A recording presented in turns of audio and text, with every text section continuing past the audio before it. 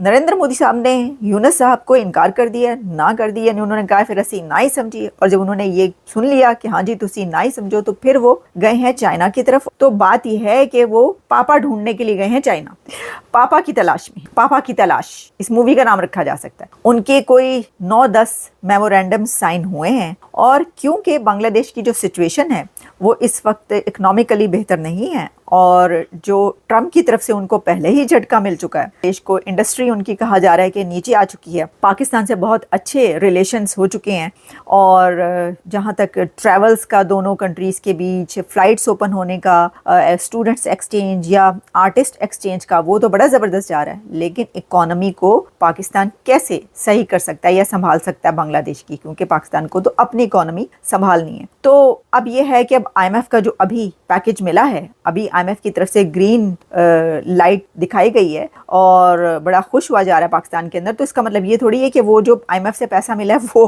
Package उठाकर वो बांग्लादेश को दे देंगे, ऐसा तो नहीं है ना। ये तो इंडिया है वो कंट्री के जो अपने बजट के अंदर बिलियंस का बजट रखता है दूसरे कंट्रीज के लिए, गरीब मुल्कों के लिए। तो एक गरीब कंट्री पाकिस्तान वो ऐसे कैसे कर सकता है। तो बात यह है, इसका अगर हम क्रक्स जानना चाहें कि बांग्लादेश को मदद की ज़रूरत है, फाइनेंशियल सपोर्ट की, और वो चाइना से ये चाह रहा है कि अब आप हमें सपोर्ट दें। अब चाइना और इंडिया के बीच जो राइवलरी है, इसमें वो बड़ा ही अच्छा उनके पास है। ये तो एक वे कि हाँ जी ठीक है, आप नहीं ओके, आपने हमें जो है वो मतलब ये कि आप हमें जो है वो नहीं पसंद कर रहे या हमसे नहीं कर रहे, तो ठीक है, हम आपके राइवल की तरफ चले जाते हैं। अब वो चाइना गए हैं, तो चाइना उनके लिए क्या करता है, चाइना उनको कर्जा भी दे सकता है, पैसा भी दे सकता है, उनको दूसरी जो सपोर्ट है, लेकिन वो वाली सपोर्ट नहीं दे सकता जो इंडिया दे सकता है। इंडिया के तो बॉर्डर्स है उनके साथ, सबसे लंबे सबसे बड़े बॉर्डर्स जो है वो इंडिया के साथ उनके मिले हुए। तो चाइना दूर से क्या कुछ, जैसे मैंने कहा, कर्जा वगैरह तो मिल जाएगा, हो सकता है थोड़ा बहुत, लेकिन एज सच वैसे नहीं है। और चाइना को भी उतना फायदा नहीं है जितना चाइना को पाकिस्तान से फायदा है। पाकिस्तान और चाइना के रिलेशन है उनकी अपनी जगह। तो ये बात अगर आप ये देखें कि कहां पर आकर ठहरती है, तो बात यह है कि वो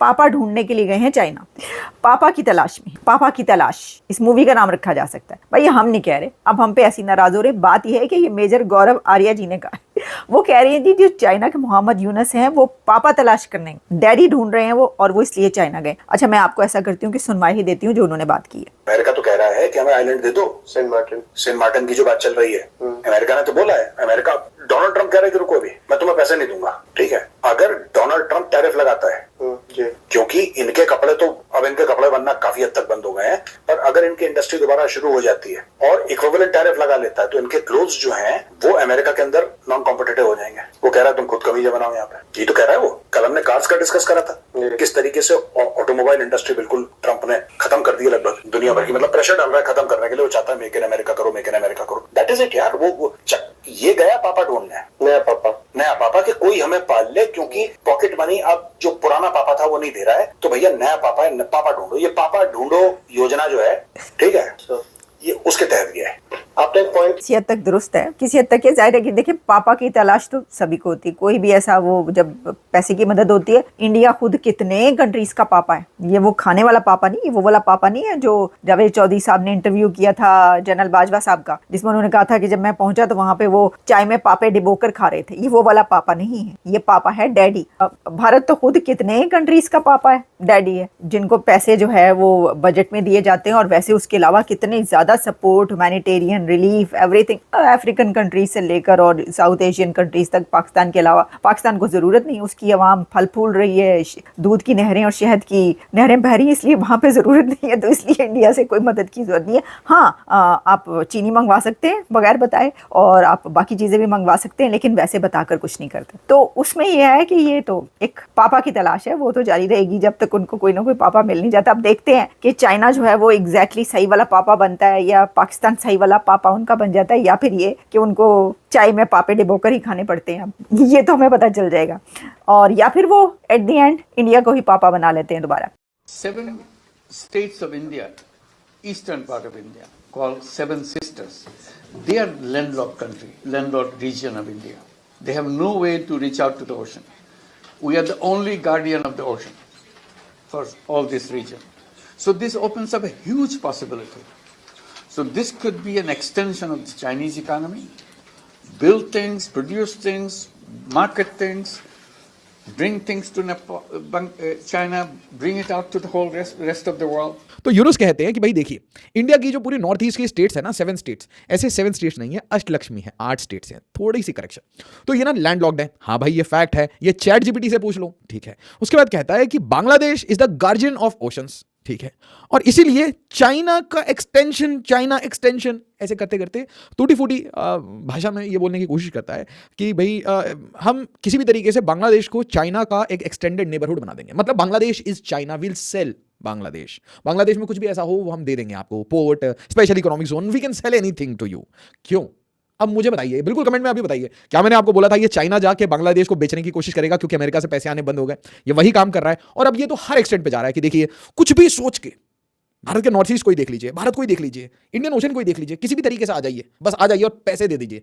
पैसे खत्म हो गए, पैसे खत्म। बांग्लादेश के कार्यवाहक प्रधानमंत्री यूनुस खान पहुंचते हैं चाइना और वहां जाकर शेखी बघाड़ते हैं।